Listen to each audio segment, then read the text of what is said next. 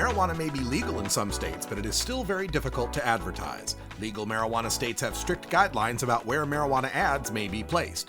420 Radio provides advertisers a marijuana-related on-demand platform skewed toward older adults that meets Colorado and other legal states' advertising restrictions. Visit 420radio.org/advertise to learn how you can place web ads that are immune to ad block software and audio ads heard live on 420 Radio and stored permanently in the enormously popular Russ Belville Show podcast. 420 Radio is heard by legions of dedicated fans who make up the activist leadership and entrepreneurial base of serious marijuana law reformers. Our audience is older, better educated, and more financially secure than most marijuana-related media can boast. Learn more at 420radio.org/advertise.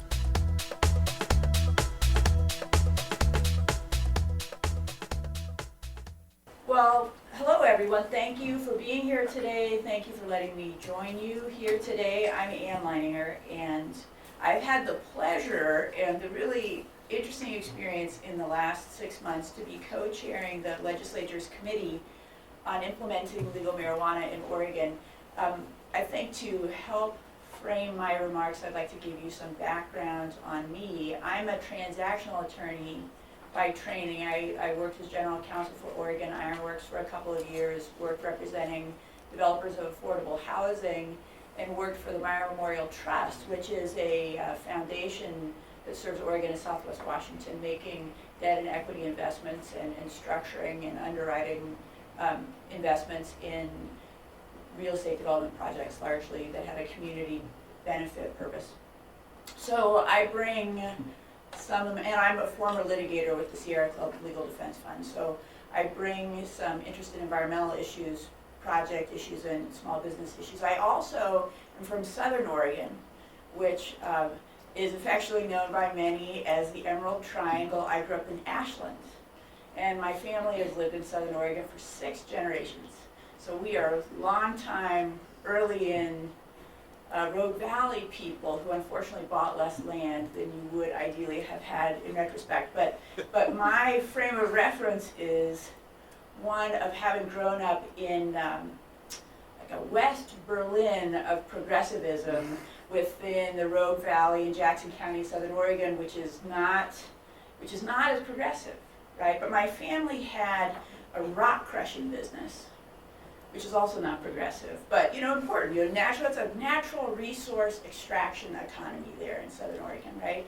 And it has been gravely affected by the change in the timber economy, which has significantly winnowed down. As we understand, we have to have more environmental protection regulation, and a lot of people in that part of our state and around our state have been trying to figure out, what do we do next? What is the next step for people who are used to making a living from the land in a natural resource extraction way as we become more focused on environmental sustainability? There are ever increasing environmental protection regulations that affect what we do on our land, and there are a lot of people who need to make a living. So that is the framework that I bring to this work, and I worked on the Measure 91 campaign.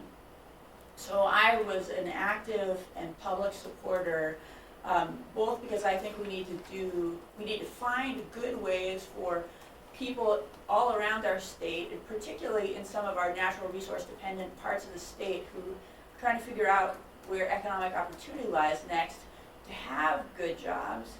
And also because I am moved profoundly by concerns about disparate impact of law enforcement particularly on people of color. A friend of mine wrote a book called The New Jim Crow, right? Some of you have read that, about how people of color have been so disproportionately incarcerated and affected by our war on drugs that has in fact not solved or maybe even exacerbated the problem that we have with controlled substances in the country. So that's what I bring.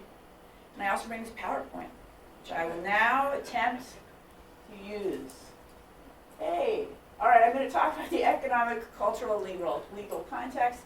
This chart shows that that the timber industry, once a really major economic power in Oregon, now accounts for less than 2% of the GDP in Oregon. And an interesting contrast is, as we've received a lot of testimony in the Measure 91 committee, that the relative economic power of these two sectors is something really to think about. I read recently a statistic that said the direct economic impact from timber at this point in our state is about $2 billion annually, direct economic impact. And I have heard testimony, you may have been there for this testimony, that the marijuana sector right now, and it's not even a traded sector, officially a traded sector market, and more people will perhaps get involved with it as it's legal, is already $1 billion a year sector. You know, and fascinatingly, the part of the state that is most well suited for outdoor growing in any event is exactly the part of the state that has been most affected by the transition from the timber economy. So I find that to be a really interesting symmetry. So this is a picture of something from Ashland, just to note that, you know, we're not only in an economic transition, an economic pivot point, but if you look at the politics of rural Oregon, and as a legislator and someone from that part of the state originally, though I now live in Lake Oswego, I represent Lake Oswego in Southwest Portland. If you look at the politics of Oregon, that area has traditionally, or has since the 80s, been strongly represented by Republican legislators, which is fine, and there's room for a wide range of views in our state. I respect that. But it'll be interesting to see what happens as the economic power of Southern Oregon shifts somewhat from the old school timber economy to this as an important emerging source of economic and perhaps also political power. It's generally different people, right, who are in the one industry and in the other industry. And when I went to Williams, Oregon recently, has anyone here been to Williams? It's a real sort of prime spot for outdoor cultivation in Southern Oregon. There are a whole lot of people there who talk about how they get their food at the Ashland Food Co-op and how they, you know, I think it's just a different set of political affinities and interests, and it'll be very interesting as economic power diversifies in that region to see what's going to happen in a political context as well. I think that the Ashland way of being is going to, some of the Ashland preferences are going to be more apparent in other parts of Southern Oregon too. So it's important to know that as we move toward legalization or move into legalization after this July 1st, one of the important frameworks that we have to conduct our conduct within is that of the Cole Memo. Who here knows the Cole Memo? All right, so that is a piece of guidance the Department of Justice, US DOJ, issued in 2013, essentially saying that if you adhere to these 8 or so strictures about how you run marijuana legalization in your state, we will not come in with the muscle of the DEA and shut you down or arrest people. And those parameters are things like, are you keeping marijuana out of the hands of children? Are you taking steps reasonably to eliminate gang activity and violence? Are you keeping marijuana off public lands? You know, in Southern Oregon, grows on public lands have been a really big problem and created safety problems for people who want to use our public lands. Are you keeping it off of federal property? A variety of things. I think I've included the Cole Memo in the meeting materials, but as we are working as a legislature to support an orderly rollout of Measure 91 and successful continuation of the medical marijuana program, one of the things that was really emphasized to us is the need to take reasonable steps to try to prevent diversion or leakage into the gray market of product that may be grown legally, but in the medical context, I think we all recognize that a lot of people have a lot more product than they give to patients, even if they're really altruistic, good-hearted people who are doing right by patients, and how do we help make sure that that doesn't get diverted into the gray market. So that's animated a fair amount of our work in terms of implementing legalization. You know that in 1998, Oregon voters decided to allow medical marijuana.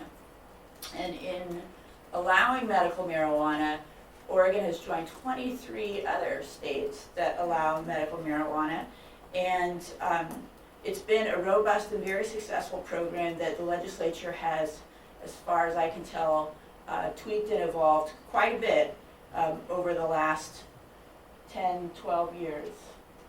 Of course, the Measure 91 campaign was successful, and even though it went in 2014, November 2014, and it won with 56% of the votes cast, a lot of people thought maybe that wasn't going to work, right? Because it was brought to the ballot not in a presidential year, but there was tremendous teamwork. Who here was involved with the Measure 91 campaign?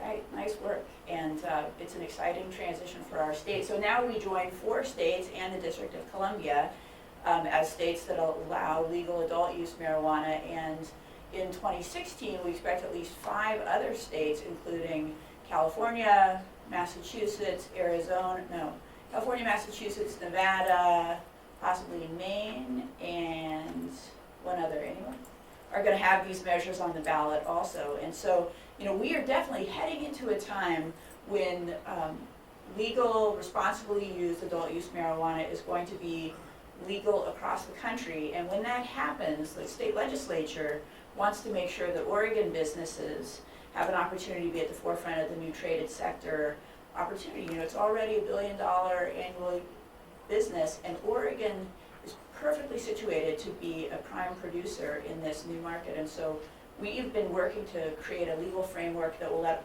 legal cannabis businesses take a place alongside artisan food and wine and beer production businesses in a new wave of successful Oregon entrepreneurs that operate on sustainability, with an eye towards sustainability and local production, and often progressive values that I care about, like treating workers well, and you'll be interested to know United Food and Commercial Workers, UFCW, played an active role in the campaign. This gentleman here might know that.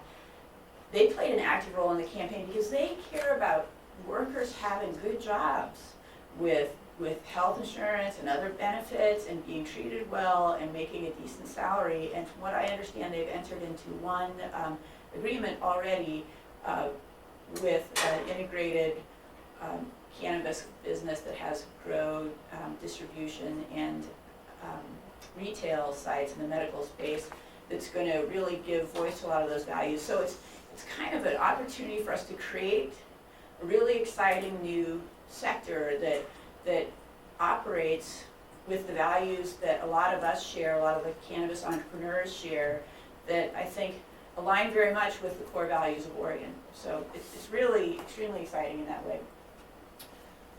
So our agenda through the session has been to take steps necessary as to the medical marijuana program to help it operate in a strong way, to continue operating, to keep patients access to medicine, and to try to deal with diversion issues. Because if we want the adult use retail market to succeed, we have to make sure that it's not being significantly undercut by a really flourishing gray market. And so within the medical space, we've taken a couple of steps. We've implemented a more robust tracking system, and this is in House Bill 3400 that the legislation is in. And let me just tell you, we have 5 key pieces of legislation that have passed through both chambers, passed out of the Measure 91 committee unanimously. It's a very broad spectrum of bipartisan, people in that committee, but we unanimously endorsed House Bill 3400, which is the medical adjustments and the implementation of Measure 91, some adjustments around Measure 91. House Bill 2041, which moves the point of taxation from point of harvest to point of sale and allows local governments that allow all legal kinds of marijuana in their jurisdiction to invite its community to vote on whether they also want to impose a 3% local option sales tax. And then we have Senate Bill 460, which enables legal cannabis to be sold, adult use cannabis to be sold from medical dispensaries starting October 1st. if the local jurisdiction does not prohibit it by ordinance, and if the dispensary wants to do it. And that would start being taxed as of January 1, because Department of Revenue fundamentally just can't get a whole taxation system up and running between now and October 1, but they could by January 1, so that would give people a few months of adult use, tax-free purchasing. Senate Bill 844, which gives medical patients a few additional rights and opportunities. One, if you're in hospice, it expressly allows someone other than your caregiver to administer medical marijuana if you wish that to happen, and if the hospice provider is comfortable doing that. And if you are seeking an organ transplant, you can't per se be taken off the organ donor list because you use medical marijuana. That's part of this. Another piece of this is a task force on medical research and identifying how we can overcome some of the structural barriers, namely federal dollars can't be used to support cannabis research right now.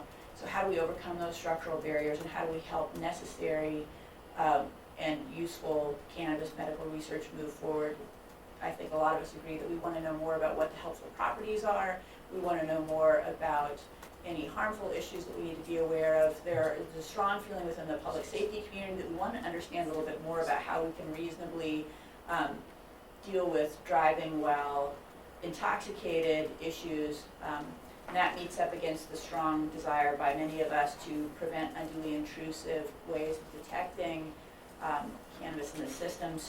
But my favorite part of Senate Bill 844, and this is a theme that I think my colleague on the panel will also be talking about, is expungement opportunities. So if you care about the fact that the people of color are roughly 2 times more likely to be in trouble with the law for marijuana offenses, even though people of all backgrounds use and break those rules at roughly the same rate, then you have to care about disparate impacts. And you have to care about the fact that a lot of people got in big trouble, and it's really stigmatizing to have criminal offenses on your record for conduct that's no longer illegal. So a key piece of the work that we've been doing is making sure that if you may have violated a law related to cannabis in the past, and it's no longer illegal, or we've come to understand that it shouldn't be illegal, you shouldn't wear a lead weight around your ankle for the whole rest of your life because you did that at an earlier time in our country's history. I mean, we are evolving as a country socially in a whole bunch of ways, right? The marriage equality transitions that we've all embraced show that, a number of other things too. And so Senate Bill 844 enables people who are underage 21, who've had a marijuana-related offense, to have that expunged within 1 year after completion of any penalty, as long as they don't have subsequent stuff that they're getting in trouble for. And so that creates a 1-year expungement waiting period instead of the 5-year that otherwise applied. In Senate Bill, or House Bill 3400, you'll see that we reclassified a whole bunch of cannabis-related crimes down from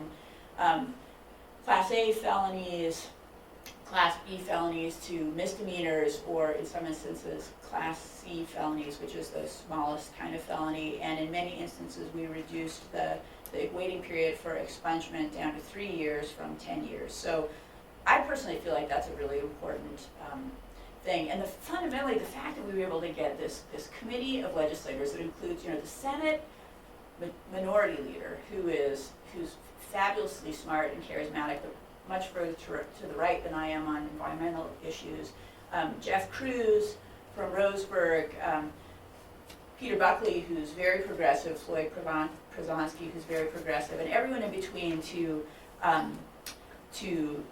unanimously support bills that simultaneously said things like sales tax, crime reduction, and marijuana. Who would have thought 3 years ago, who would have thought that we could get that chorus of people unanimously embracing this legislation? It shows the really significant cultural change that we're going through.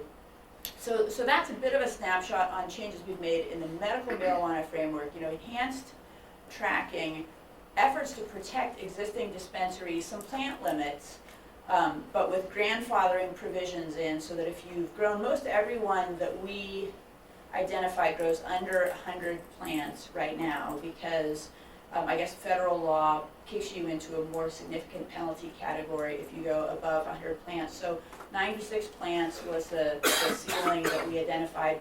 We made some changes so you can lawfully possess what you've grown lawfully, which is really significant because it used to be the case that you could get in big trouble, the moment after you harvest, because suddenly you were in violation of the law, even if you were lawfully growing with cards for a certain number of patients.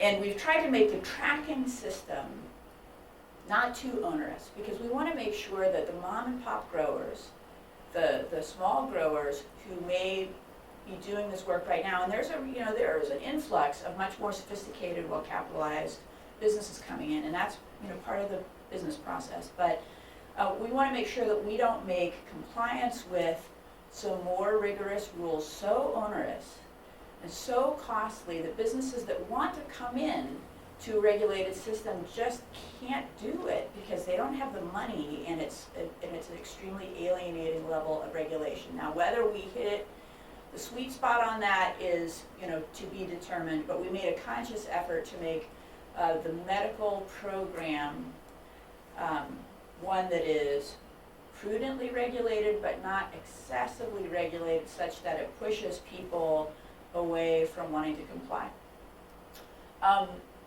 Anybody watch Schoolhouse Rock when you were little, or is that just me? Yeah, thank you. So implementing Measure 91, we again, we needed to define some things about the kind of tracking system that we would have. We needed to define the kinds of licenses and certifications, like, have you heard of the Immaculate Conception Program? I mean, I guess everyone here has heard of Immaculate Conception. And it's a head scratcher, right? So in the legal cannabis sector, there's also an Immaculate Conception problem, because as of July 1, you can grow 4 plants, right, at your house, and you can receive gifts of marijuana, but you can't get the seeds and starts yourself legally in order to produce it at your house. And so we have some problems associated with where you get the stuff to lawfully exercise your rights under this new law. So we have certifications that allow businesses to sell seeds and starts, and kind of a range of things that you'd want to do. We of course moved tax from point of harvest to point of sale, which can also be said as sales tax, which is, it's a big cultural shift. It's almost like we said, and you shall pump your own gas. We did not say that, because that would have been crazy town, right? But we did implement, with the unanimous support of the sector, a sales tax for cannabis taxation, because people all just said it will be way more efficient. We're trying to run successful businesses here. It will be much more efficient to do it in this way, and also it would be much better for concentrate and edibles producers, because if you tax at point of harvest and people are making products that involve really intense concentrations of cannabis, then that would have rocketed the price of those products by incorporating in the taxation at the point of harvest to an unattainably high place. So we got input from people that it would be much better from the industry's perspective to do point of sale. The 3% local tax, that's a change from Measure 91. And as someone who worked on the campaign, I was pretty reluctant at the outset to support any changes to Measure 91, but after a bunch of debates and negotiations, it seemed clear we needed to do it. Thank you. Essentially, we have a cultural problem. We have a cultural issue, and that is not every part of Oregon is as comfortable with the idea of cannabis legalization as I am, or as the people I went to high school with in Ashland are. But we all now are under the same state law, and so after just about fracturing the committee over whether we would allow local opt-outs without a vote of the people, because Measure 91 allows local communities to opt out on a vote of residents, we came to a conclusion that communities that voted really significantly against Measure 91, where it's pretty much likely that the voters would choose to opt out. They may opt out through action of their local elected officials. If 55% or more of the community voted against Measure 91, then local officials may opt out on behalf of the community. Otherwise, you have to have a vote of the people. That captures a huge amount of the state, but not some of Eastern Oregon. So we decided to add a sweetener. And that is, if you allow every type of legal marijuana business, and don't prohibit any of the types of legal marijuana businesses, though you may have time, place, and manner regulation, which is fully appropriate in my opinion, then you may also invite your voters to weigh in on whether they'd like to have a local option 3% sales tax. And I think that may help some communities that are a little bit on the fence decide that they will try this new thing, which for some communities is scary and alien, and we're moving into a new era, and it's not 100% pretty, but it's a compromise that enabled us to move forward and get unanimous support for a lot of other good things. So I think that it was a good idea in the end. Some of the universally relevant issues we've been working on are lab testing and product contamination testing, and those sort of potency testing, so that when consumers buy a product, they know exactly what's in it, and they know how strong the product is going to be. There are land use issues that I think you're going to talk about later on. You know that getting an accessory dwelling on EFU land is typically contingent on having $80,000 a year in farm revenue from that land. And now that we are introducing legal cannabis as a crop, raises important issues that some of the pro-conservation, the environmental protection, farm use conservation people really care about, in terms of, are we going to be opening up, after Measure 49 and the Measure 37 and all that land use battle, have we just created a new situation in which we're going to have tons of accessory dwellings on farmland, and then people are going to stop using it as farmland, and we're just going to have a whole bunch of little ranchettes? That's a big issue for us to be dealing with in the future. I'm going to give you 3 issues we're going to deal with in the future, and then I'm going to stop. Over the interim, we're going to have a work group on environmental impacts from this new sector, things like energy impacts, energy consumption, and how we can lawfully incentivize energy efficiency, because cannabis growing indoor is a very energy intensive activity. Water use, and how this new sector is affecting water supply or water use in the agricultural sector, and pesticide use. I think you may have seen that there, in some products, are high pesticide concentrations, and do we want to create best practices as a sector on how we use pesticides, especially because it's off-label, right? Since it's a Schedule I controlled substance, federal pesticide laws don't permit pesticide use on cannabis crops. So how do we do this? So there's environmental protection work, there's work around further crime reclassification and expungement. There's work on the issue of how legalization is affecting young people. We're going to create a student advisory council on drug policy and youth. And the idea is going to be, let's have high school students from around the state let us know how legalization is affecting their world. Are they noticing a significant increase in the presence of cannabis and other drugs on campus? Are they noticing no increase? Are they getting information, which we've directed to have happen, about how cannabis may be legal for adults, but that doesn't make it appropriate for young people? You know, how is that working? We know that we've got a lot of evolution to do, probably some of the things we implemented in these 5 pieces of legislation, the last of which was, hey, Congress, please solve the banking problem, because it's nuts to have legal businesses that have to walk around with tens of thousands of dollars in duffel bags. It's dangerous for employees. It's bad for business. Let's solve that. We may have to make changes. We will have to make changes. We acted in good faith. There's a lot of goodwill, I think, among people on our committee and within the stakeholder community who know we were trying really hard to get it right. I'm sure we didn't get it all right, but I think that we have the goodwill, the understanding this is important, and the humility to come back and do some do-overs. So like the medical program, we'll probably be redoing this for many years, but with your help, hopefully we can move this into a really positive space for Oregon and create some great new jobs. Thanks. Hi, I'm Trickster Phillips from St. Charles County, Missouri, and you're listening to 420radio.org. Hi, I'm Alex Rogers, producer of the 4th Oregon Medical Marijuana Business Conference, the OMMBC. There have been a lot of recent changes to Oregon cannabis laws. Recreational sales start October 1st, new licensing from the state, and changes to medical marijuana. Are you prepared? Join us at the downtown Portland Hilton September 12th and 13th with the industry's top cannabis business experts, political leaders, exhibitors, and nightly networking events. For more information, join us online or give us a call. The OMMBC. Be part of history. Oregon has joined Washington and Colorado in legalizing marijuana. We're Portland NORML, the national organization for the reform of marijuana laws chapter in Portland, Oregon. Join us as we celebrate the launch of an exciting new era in marijuana freedom in Oregon. Our job has just begun. Powerful interests want to white out the most important portions of Oregon's legalization law. By joining Portland NORML, you add your voice to the thousands who voted for Measure 91 and want it to be implemented as written. The people have spoken. Now it is time for the legislature to obey the will of the people. Find out more about Portland NORML at portlandnormal.org. Attend our monthly membership meetings on the 4th Saturday of the month. See our website for more details. Portland NORML, ensuring responsible adult marijuana consumers are afforded the same rights, privileges, and responsibilities as beer drinkers.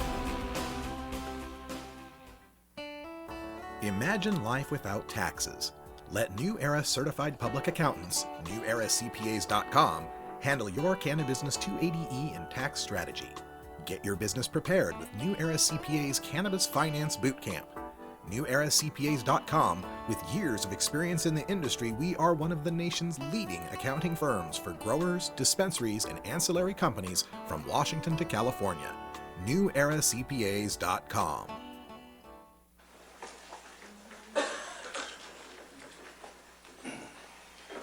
Thank you. Thanks for the introduction. And I want to see the hands again. How many folks here currently grow on the Oregon Medical Marijuana Program? All right.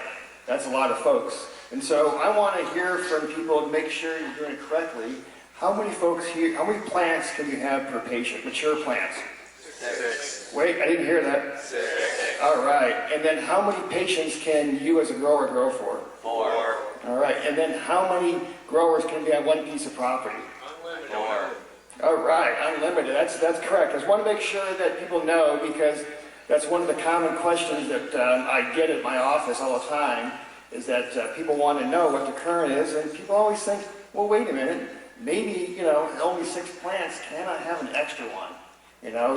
I'm worried about this one, becoming a hermaphrodite. I'm worried about this one looks kind of sickly, and I just want to have an extra one in case the other one there is sickly and I have to remove it from the room or chop it down. And there is no such thing as an extra. It's one of the things that we have to remember while we're all excited about Measure 91. Up until then, we've got to be really careful. You can't jump ahead. I get people talking to me all the time. I'm sure that you get people who come to this grow shop saying, I want to get ready now for 91. I want to expand now, so come January 1, I can jump on board and have all this product. But again, that's off in the distance. Right now, we have the Oregon Medical Marijuana Program. And that's what's out there, and that's what we all have to pay attention to, and be careful. Because again, is that not all counties are favorable, not all cities are favorable to the medical marijuana program. There's still people out there busting people, sheriffs and local law enforcement who go out of compliance. And, and again, and the big issue we all have right now is that when you're transferring the excess patient's marijuana, remember, it all belongs to the patients until it goes to dispensary, is that you can only have 1.5 pounds per card. So please remember that. So if you only have 2 cards on you, you can only take 3 pounds on your journey to a dispensary. Law enforcement love to pull you over and say, smells like marijuana. Let's pop that trunk. And then we'll see how much is there and think, okay, how many cards do you have? And they want to, and they may not even charge you anything, but they'll take your marijuana and take your money. Oop. Wow. Sorry about that. I thought I had to turn this one off. All right, now it's off. So again, just be careful out there. right now, because again, the medical marijuana program, it's quite limited amounts as opposed to Measure 91. And again, you only have a limited exemption to the criminal statutes, and that's if you follow those amounts. You know, when we passed, and we amended this to allow £1.50 per patient, it seemed like a lot, but now £1.50 to growers out there doesn't seem like very much. And you think you should be able to have all that you can harvest, and it's not the way the law looks at it. So just want to remind folks to be careful on that as we move into the future. Measure 91, I'm sure all y'all know about it. Come July 1 here, every adult can possess small amounts, but the commercial growing permits aren't going to come out until next year, most likely. The Measure 91 says that OLCC has until January 1 to come up with the rules and regulations and application form for folks to get their one of the 4 licenses or all 4. And here we're talking about the producer license, otherwise known as the grower license. And by January 4th next year, they have to start accepting the applications. And so again, we're off in the distance here yet. And so, and the legislature is still meeting up there in Salem. And they could change Measure 91. 91 is only a statute initiative. It's not a constitutional amendment. So, and a lot of them can't keep their hands off of it. A lot of them think that they know what's best for the program, although they never even thought about marijuana, until January, some of them. And so now all of a sudden, a lot of folks in Salem think they're experts on it, when people out here in the audience have been dealing with this issue for 20 years or more, and been growing for 20 years or more, and are way more experts than the folks in Salem, but they're out there growing. I mean, they're out there right now telling us what to do. You have to pay attention to that. And one of the things coming down the pike is going to be some sort of residency requirement, I'm sure. Measure 91 doesn't have it in there. It's silent about whether or not you have to be an Oregon resident, but that's coming. That's something to pay attention to. We don't know what that's going to mean. 1 year to 4 years, that's going to be thought about. And I know a lot of folks here would like it to be as long as possible. And to keep out, because I heard that discussion at the end of the last talk about, keeping this for Oregonians. And as one of the ways said best is, be the best, grow your best, and you'll be able to keep out the big players out there. That's one of the things that you have to remember to do. And one of the issues is they're dealing with, even though Measure 91 said, and it was one of the big campaign bullet points, it wasn't buried in legislation like some of the folks would like you to believe. Measure 91 said the Oregon medical marijuana program would be left alone. Yeah, that's what it said, and that's what it's supposed to be. Some of our friends in the state legislature think, well, they didn't pay attention to that. They just saw legalization. And no, that was one of the points that, Anthony was out there as the chief petitioner telling everybody, and that's everybody who voted, they all knew the Oregon medical marijuana program was supposed to be left alone. And that's why, a lot of us have been in Salem lobbying them to, all right, if you're going to touch this program, do the least amount of damage as possible to it. I mean, that's, it's important. A lot of patients out there depend upon medical marijuana. There's going to be strains out there that their patients want that the general recreational market will not want. And that's what we need to, have that out there. And so one of the things that I wanted to talk about today was one of the proposals to modify medical marijuana. One of the things coming out there in all the legislation common is to get rid of out-of-state patients being able to have medical marijuana cards. That's happening. The one good thing is, come July 1st, if they can find some way to give them marijuana, an out-of-state patient won't have to go without medication anymore. But come January 1st next year, they're not going to be able to sign up for a card. If you're an out-of-state patient and you get a card, let's say December 15th of this year, you'll have your card for an entire 365 days, but you won't be able to renew it if you're an out-of-state patient. So that's coming along, and I know a lot of folks here, that's how they have those extra plants just in case something happens to them, is they have a relative in a non-medical marijuana state, sign up, see an Oregon doctor. and I understand that, and but that's going away. People don't like, especially when our friends in the media like to make a big show out of the fact that one garden out of 50,000 gardens has a bunch of Californians in it, only Californians. So our friends in the media there didn't do us any favors. So and then one of the things is that the current bill out there that to modify the medical marijuana program, but to save it is House Bill 3400. How many folks have heard of House Bill 3400?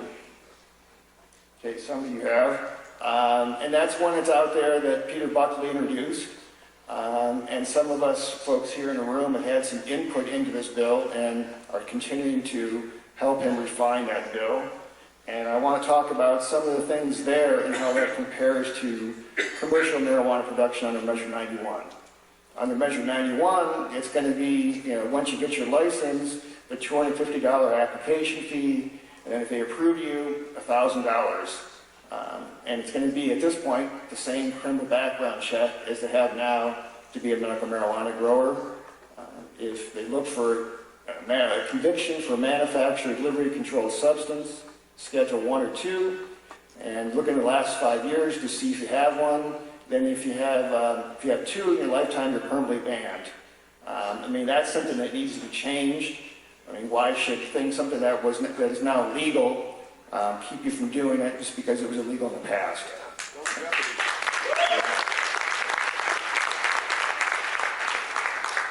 And that's one of the things we need to keep lobbying down there in Salem, in the future, is to get rid of all these convictions that people have for marijuana offenses.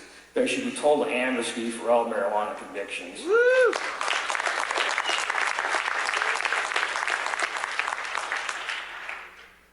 And then so when you get your commercial production license, that has to be obviously a site here in Oregon. It's going to have to be one that's properly zoned.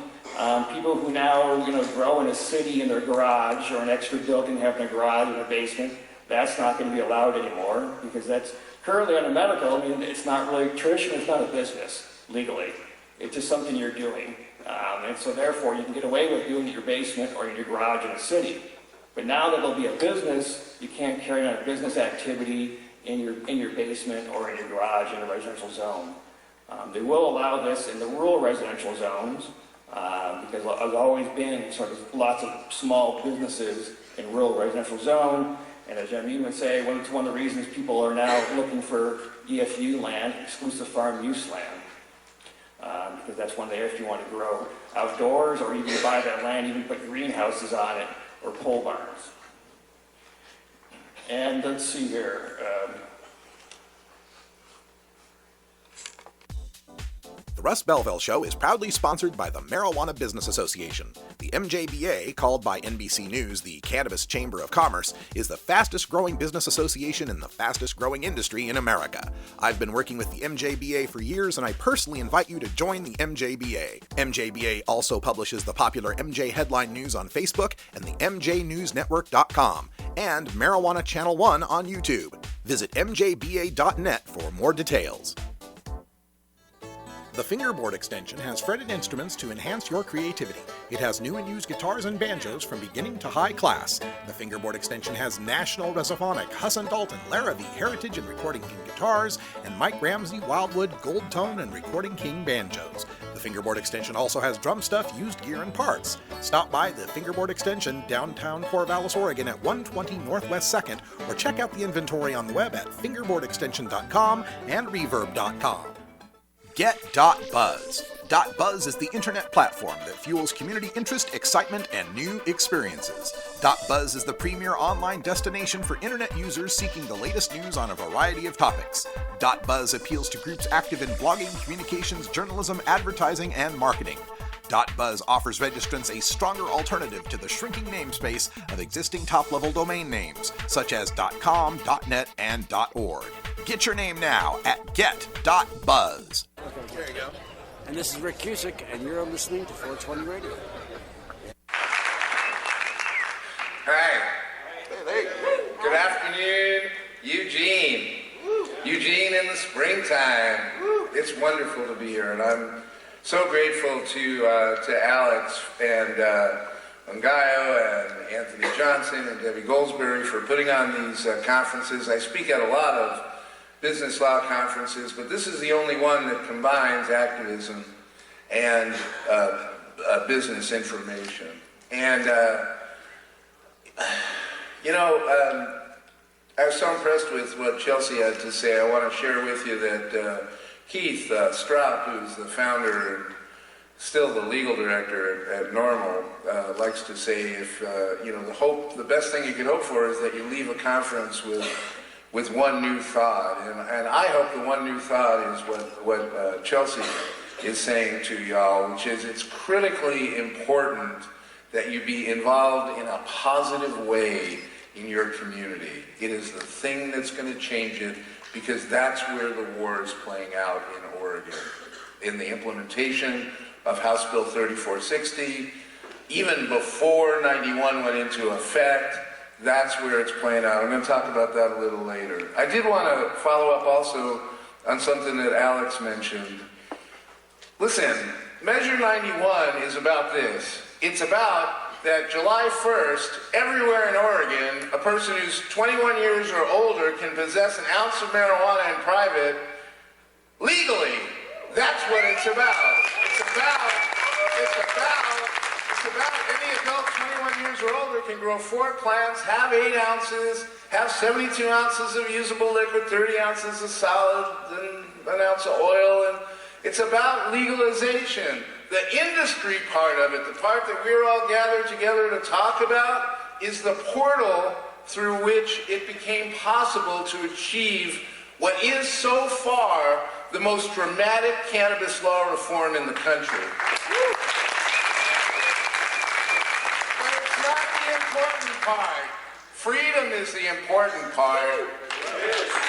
Please remember, and I gotta say, one thing, I don't like to promote Normal all that much, but I am part of the Normal Legal Committee. I'm excited Russ Belville started up Portland Normal again. Can we have and Calico? I'm really proud of that. But I was going to say I'm part of the Normal Legal Committee.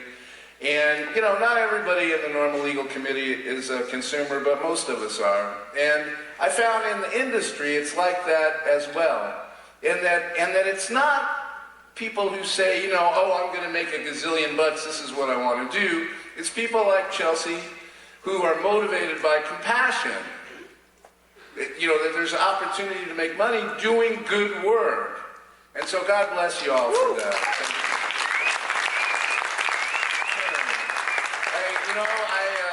I'll talk in a minute about how our office is organized and how I work closely with Robert Graham, but I hate to start off this way, but I have to correct him on one thing.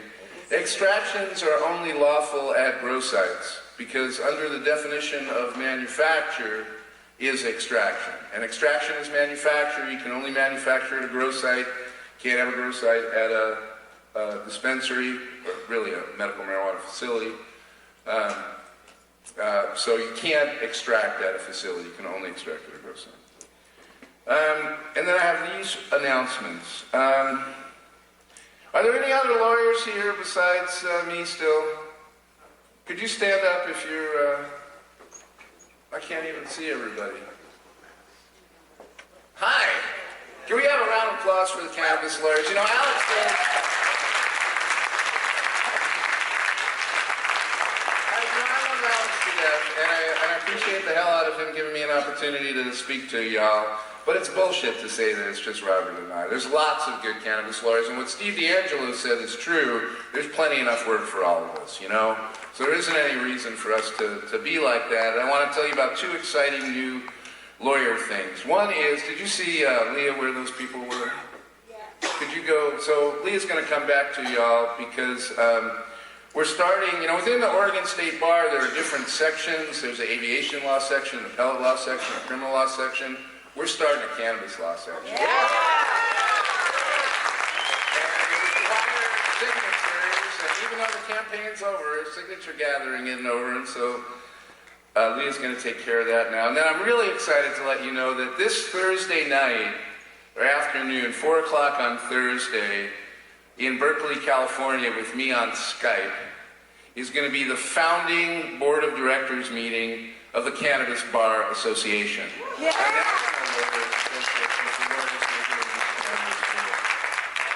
And I know that we talked a little bit yesterday about, Michelle Alexander says it's not right that white men are making money off of black men in prison in this industry, and that's exactly correct. And there is JC still here? Could you stand up? If you have a question about the Minority Cannabis Industry Association, check in with JC, and I just wanted to mention their website is minoritycannabis.org.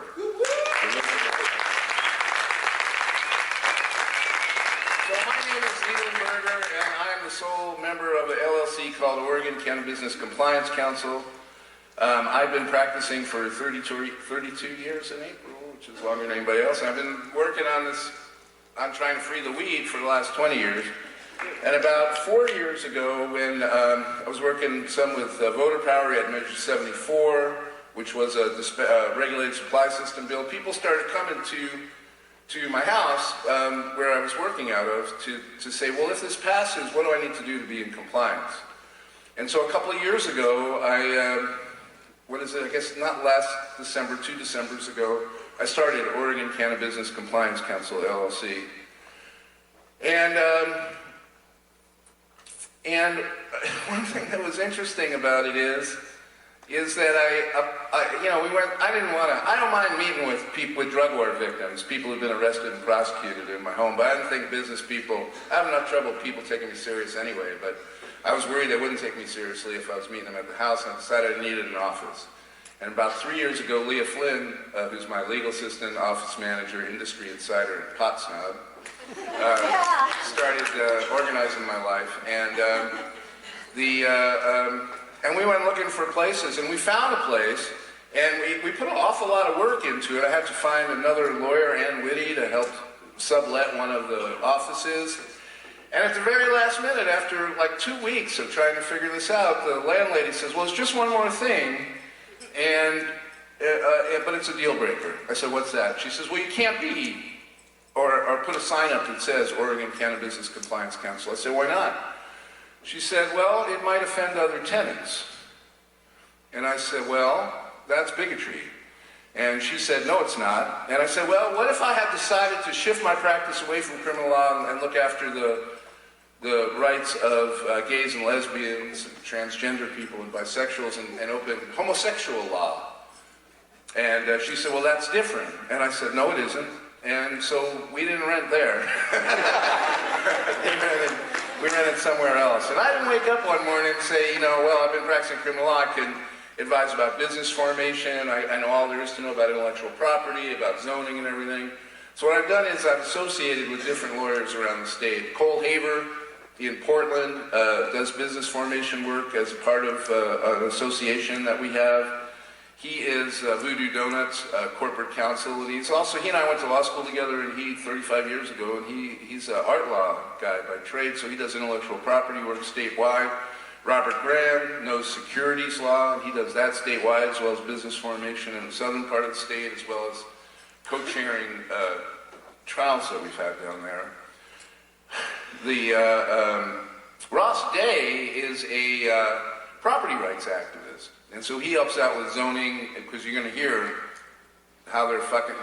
Do I offend anybody if I say that? How they're fucking with us on zoning and land use stuff.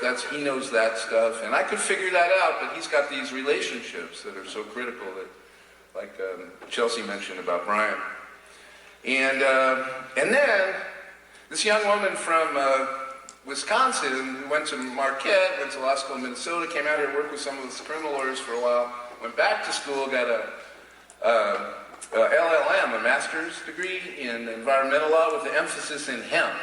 So I'm associated with the hemp goddess, Courtney Moran. No one knows more hemp law than Courtney Moran. So I'm excited about that. Okay. I can tell you currently at OC3, we are working on a compendium of what would be the best places to site a store, a retail outlet, a medical marijuana facility, a retail outlet. after the moratoriums end in May. And we're also almost done, aren't we? Figuring out which counties are going to be the counties to cultivate in with the least resistance from the locals and the best climate. And if you want more information about that, give us a call, come on in and see us, and we'll be glad to talk to you about it. I did want to mention about the out-of-state patients. Joel Behringer was taking his friend Jeremy Fox from Northern California up to Fort Lewis McChord, where Jeremy Fox was going to become Sergeant Fox and fly to Iraq. And Joel Behringer had just long flowing red hair, big red beard, red 4x4. And he's coming up 205 near Oregon City, 72 miles an hour and 55. And Officer Nashi from the Oregon City Police pull him over for speeding and say, "What's all that weed on the floor?" And Joel says, "Here's my California recommendation." And Nashi says, "That ain't no good here." So we went to court and argued that the California recommendation was due full faith and credit in Oregon, so the probable cause went away as soon as he saw it. You with me still? Yeah. And that if it didn't, he was interfering with my client's constitutional right to travel. So we lost in the trial court and went up on appeal, and the Court of Appeals said, well, we're not interfering with the California recommendation because California recommendation provides a limited immunity under California law, and he still has a limited immunity under California law. But the right to travel is about, do we treat non-Oregonians differently from Oregonians in an illegal way? And it depends on whether the statute is ambiguous or not, and they found the statute was ambiguous, and we lost again. So we lost the case, but changed the law, because the Attorney General read it and advised the Oregon Health Authority that they should promulgate new rules, and that's how we got out-of-state patients. By the way, there was a young lawyer who helped me out on the appeal. His name is Anthony Johnson. But the only reason we needed to do that shit was that we kept going to the legislature seeking reciprocity, and they kept telling us to fuck off, No, we're not going to have. The cops said no, and we couldn't get reciprocity, so this is how we achieved this, and I was thrilled to hear Senator Floyd Prozanski yesterday say that we're going to get reciprocity. That's huge. It is good news, isn't it? And plus, I sort of wonder, how much do we really need it? We need it, I guess, for the kids, right? If you're under 21 and a patient and you're visiting, but if you're over 21 and a patient, then you'd be legal anyway. I want to talk a little bit about legislation. I mentioned yesterday about 3722, which is the bill to change the sentences and expunge everything. I got an email from Aaron Romano, who's a normal lawyer in Connecticut, where they had won a case there, and I think we may be able to change that law to fix that problem. 2645 is a bill that would make it illegal to vape it would add vaping cannabinoids as well as tobacco products or nicotine under the Indoor Clean Air Act, which calls into question the legality of lounges. And we're being told, well, you could have a lounge so long as it was a private club and no employees. But, I'm really concerned about it. If anybody here have a lounge, want to open a lounge, it's really time to contact your legislator and say, WTF, what are we going to do to make it so we could get lounges? Because...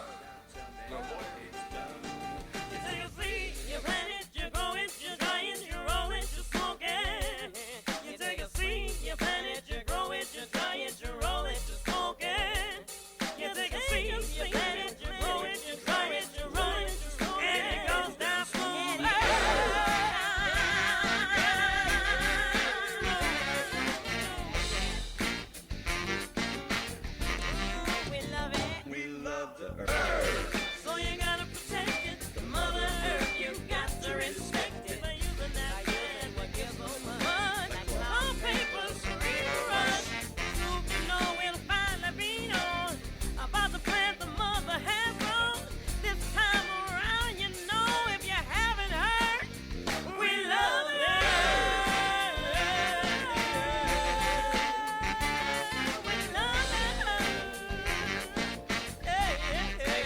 This is the Russ Belville Show. The Russ Belville Show is blogging and podcasting daily at RadicalRuss.com. You take a seed, you plant it, you grow it, you dry it, you roll it, you smoke it. You take a seed, you plant it,